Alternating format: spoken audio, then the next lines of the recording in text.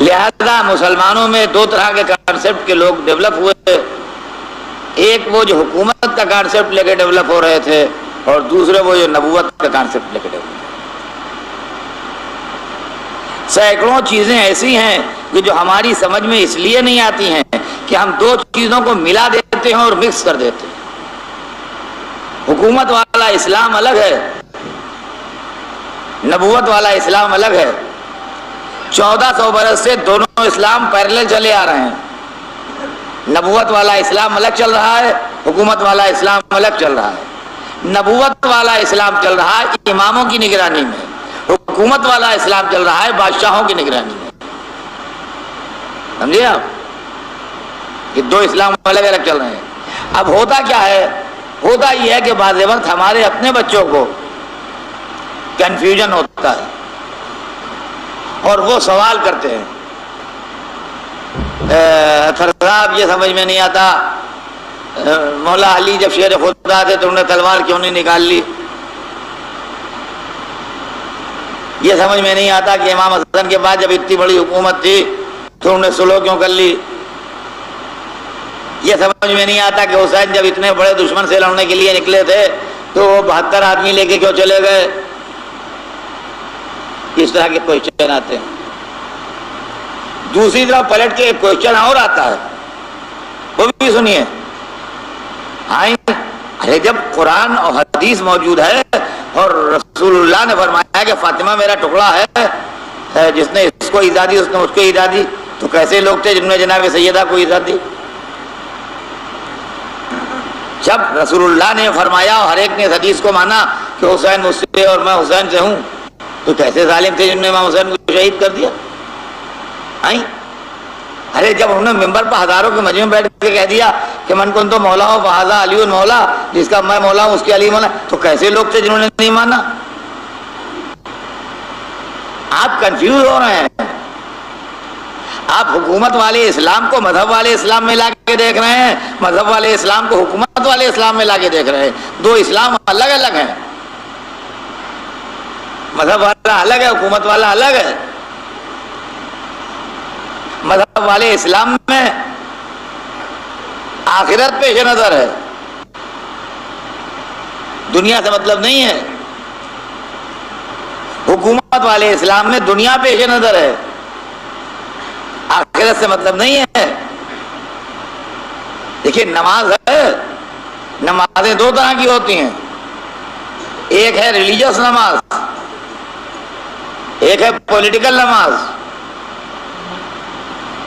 اب یہ پولیٹیکل نماز کیسے ہوتی ہے؟ ریلیجس نماز وہ ہے جو اس مسجد میں پڑھی جاتی ہے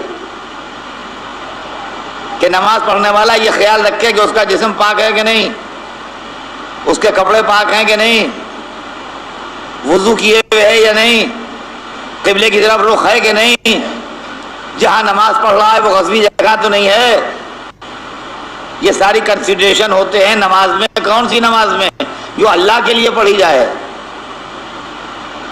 ہم ہیں پولیٹیکل آدمی، نیتا ہیں، مسلمان ووٹ کنٹرول کرتے ہیں الیکشن میں۔ ہم کسی کلب میں بیٹھے کھا پی رہے تھے، وہاں چلے ملی کے فلاں میدان میں اس وقت مسلمانوں کی بہت بڑی نماز ہو رہی ہے اور سارے ہندوستان میں ٹی وی اس کو کوریج دے گا۔ وہاں سے دیوانوں کی طرح بھاگے ہوئے آئے، پھر ٹریفک میں بھیڑ بھاڑ میں دیر ہو گئی، وہاں پیش نماز مصلی پر پہنچ چکا تھا، جماعت کھڑی ہو گئی تھی، گھس پل کے پہلی صف میں کھڑے ہو گئے جا کے، ایسے اینگل سے کہ تصویر ٹی وی میں آئے۔ اب جو ہمارے ساتھ آیا تھا وہ حیرت کر رہا ہے، ہمیں تو بغیر وضو کی نماز پڑھے لے رہے ہیں، ہمیں تو سر سے پیر تک نجس ہیں نماز پڑھے رہے ہیں، ہمیں تو کلب میں نہ جانے کیا کیا کھا پی رہے تھے نماز پڑھے رہے ہیں، ہمیں کیسے آدمی ہیں؟ ارے آپ تعجب نہ کیجئے، وہ ریلیجس نماز ہو ہی نہیں رہی ہے، وہ الیکشن کے لیے ہو رہی ہے، خدا کے لیے نہیں ہو رہی ہے۔ آپ خواہ کے لیے پریشان ہیں۔ تو اب جو لوگ کہتے ہیں ارے رسول نے کہہ دیا نہیں مانا، قرآن نے کہا نہیں مانا، آیت موجود ہے نہیں مانا، ارے کیسی آیت، کیسا رسول، کیسا قرآن، کیسا خدا؟ جس میں پاور ملتا ہے وہ ٹھیک ہے، جس میں پاور نہیں ملتا غلط ہے۔ یہ ہے اسلام؟ یا سوچئے ہی نا، رہ گیا ہے کہ رسول جو کرتا لگاتے ہیں لوگ. یہ نعرہ پولیٹیکل ہے, یہ نعرہ پولیٹیکل ہے. یہ نعرہ ہٹا دیں گے تو کچھ نہیں رہ جائے گا ان کے پاس. لہذا یہ نعرہ تو نہیں رہنا ہے. جیسے کسی فرم کی کسی چیز کی کوئی دوا مان لیجئے مشہور ہے, اس کا مونوگرام بنا ہوا ہے, سب بنا ہوا ہے, ایمبولم بنا ہے اس کا, تو ہم نے جعلی بنا لی. وہ سیم ویسی پیکنگ سب ایسی ہے.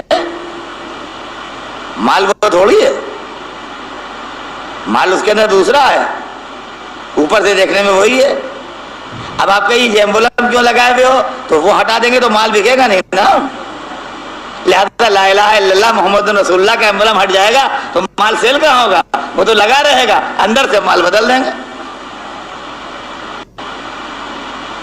یعنی گرامی تاریخ کے اندر یہ بنی امیہ اور بنی ہاشم کی کنٹروورسی جو ہے, اس کو آپ سمجھیے کیا ہے. جن لوگوں نے تمام زندگی رسول اللہ کی مخالفت کی, جو لشکر لے کے گئے, جنہوں نے فساد کیے, جن کے لوگ مارے گئے, جو بتوں کی طرف سے جان دے دی جن لوگوں نے, رسول کی آنکھ بند ہوتے ہی سب سے پہلا مشن رسول کی زندگی میں ان کا یہ تھا کہ کس طرح پاور کو کیپچر کرنا. یہ آپ کے مذہب کی تاریخ ہے, آپ کے دین کی تاریخ ہے, آپ کے عقائد کی تاریخ ہے.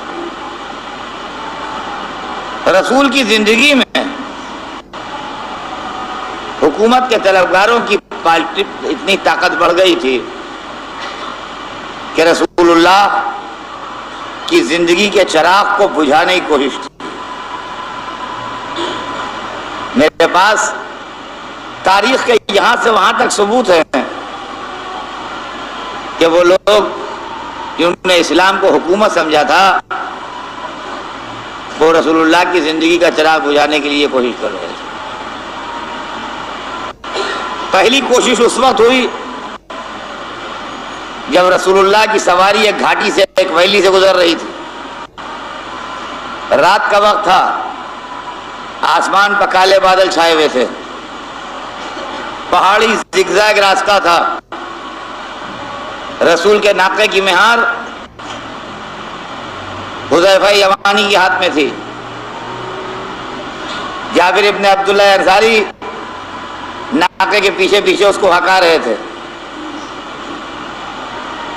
پہاڑی زگزیگ راستے پر کچھ مسلمان پتھر لڑکانے کے لیے کھڑے ہوئے تاکہ رسول کا ناقہ بھڑک کے کھڈ میں نیچے گر جائے اور اس طریقے سے ہمیں ان سے چھٹکارا ملے.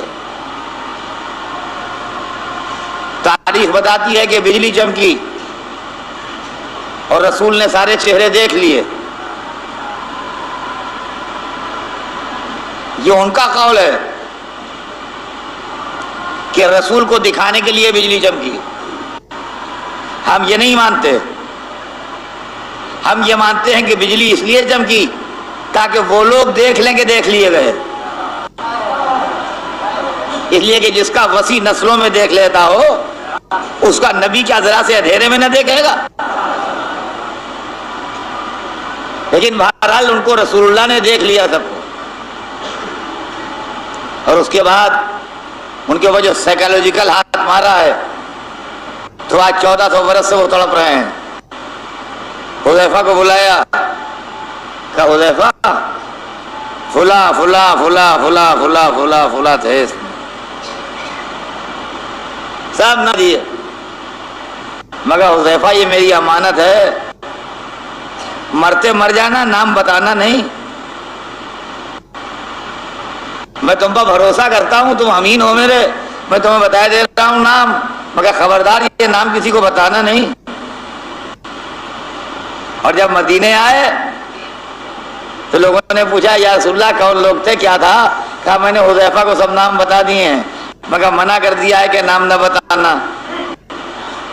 نتیجہ یہ ہوا کہ آپ تاریخ بتاتی ہے کچھ لوگوں کی تڑپ ایسی تھی کہ بار بار حذیفہ جب پوچھتے تھے حذیفہ ہمارا نام تو نہیں تھا، ہمارا نام تو نہیں تھا، ہمارا نام تو نہیں تھا، حذیفہ بھی اتنے ہوشیار کہ کہتے تھے ہاں کہوں گا جب بھی ظاہر ہو جائے گا، نہیں کہوں گا جب بھی ظاہر ہو جائے گا، وہ بولتے ہی نہیں تھے کچھ۔ یہ ایک واقعہ تھا۔ آئیے دوسرا واقعہ سنیے۔ دوسرے واقعے کا ثبوت قرآن سے ہے۔ یہ واقعہ تاریخی ہے، قرآن سے آئیے۔ آخری حج کر کے جب پلٹ رہے ہیں اور مولا علی کی خلافت کے اعلان کا وقت آیا تو آیت اترتی ہے جس کے اندر یہ ٹکڑا لگا ہوا ہے کہ واللہ یعصمک من الناس، اللہ آپ کو لوگوں کے خطرے سے بچائے گا۔ سوال یہ ہے کہ سن 10 ہجری جب ختم ہو رہی ہے، 18ویں ذی الحجہ سن 10 ہجری کو خطرہ کیا ہے؟ خطرہ تو اس وقت تھا جب اسلام آیا تھا، خطرہ دعوت عشیرہ میں تھا، وہاں آیت ہونا چاہیے تھی کہ وانذر عشیرتک الاقربین واللہ یعصمک من الناس۔ خاندان والوں کو بلا کے اللہ سے ڈرائیے، اللہ آپ کو لوگوں کے شر سے بچائے گا۔ اس دن نہیں آئی، شب ہجرت آ جاتی، دشمنوں سے گھر گرا ہے پرواہ نہ کیجیے، اللہ آپ کو لوگوں کے خطرے سے بچائے گا۔ اس دن نہیں آئی، بدر میں آ جاتی، لشکر کم ہے تو پرواہ نہ کیجیے، اللہ آپ کو لوگوں کے خطرے سے بچائے گا۔ اس دن نہیں آئی تھی تو احد میں جب چاروں طرف سے دشمن گھیرے تھے، جب آیت آ جاتی دشمن گھیرے ہیں ڈریے گا نہیں، اللہ آپ کو لوگوں کے خطرے سے بچائے گا۔ جب خطرے کے موقع تھے تب تو آیت آئی نہیں، جب شب رسالت کے پروانوں کے بیچ میں جا رہے ہیں تو اللہ کہتا ہے اللہ خطرے سے بچائے گا۔ اب کون سا خطرہ ہے جس سے بچائے گا؟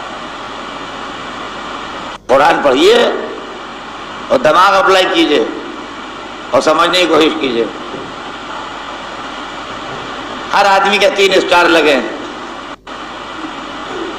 ہر آدمی کے 3 اسٹار لگے ہیں۔ رسول کے ساتھ جتنا مجمع ہے سب حاجی ہیں، رسول کے ساتھ حج کر کے بیٹھ رہے ہیں، اس سے عمدہ حاجی کہاں ملے گا؟ سب صحابی ہیں، سب مسلمان ہیں،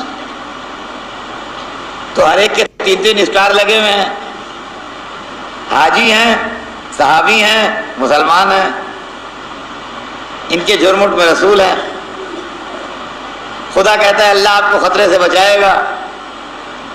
اس کا مطلب اسلام میں کچھ ایسا بھی ہے جس کے لیے حاجی خطرہ ہیں، صحابی خطرہ ہیں، مسلمان خطرہ ہیں۔